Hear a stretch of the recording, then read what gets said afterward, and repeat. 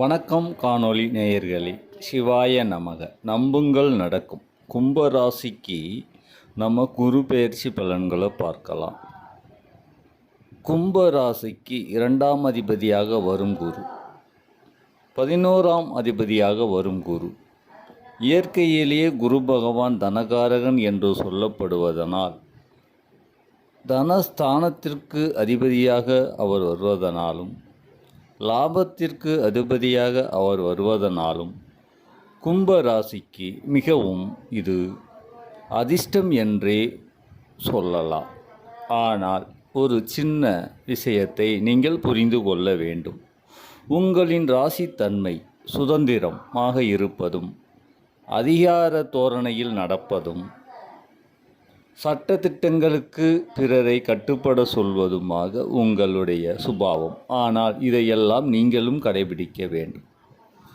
அதாவது அதிகார தோரணையில் பிறரை மிரட்டுவதோ, நீங்கள் சுதந்திரமாக இருந்து கொண்டு பிறரை சுதந்திரமற்ற நிலையில் வைப்பதோ, பிறரை சட்டத்திட்டங்களுக்கு கட்டுப்பட வைப்பதோ நீங்கள் சொல்லக்கூடாது.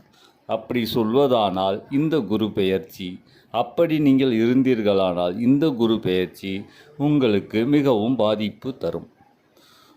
உங்கள் ஜனன ஜாதகத்தில் குருவுக்கு மறைவு ஸ்தானங்களிலோ அல்லது பாவ கிரகங்கள் கூடவோ இணைந்து இருக்கும் செவ்வாய், ராகு இருந்தால் உங்கள் குரு பெயர்ச்சி இப்பொழுது பல வேதனைகளை கண்டிப்பாக தரும்.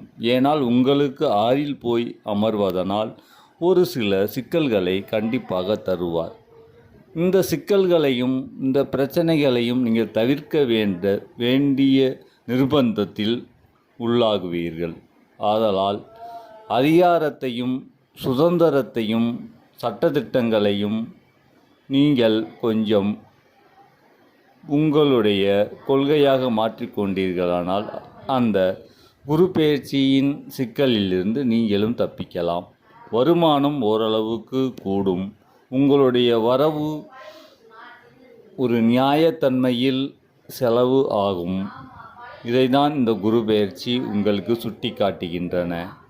மீண்டும் உங்களுக்கு 2இல் உங்களுடைய ராசிநாதனே அமர்ந்துள்ளதால் எங்கேயும் நிதானத்தோடு இருப்பது மிகவும் சால சிறந்தது. மற்றும் நாம் அடுத்த பதிவில் சந்திப்போம். அகம் பிரம்மாஸ்மி.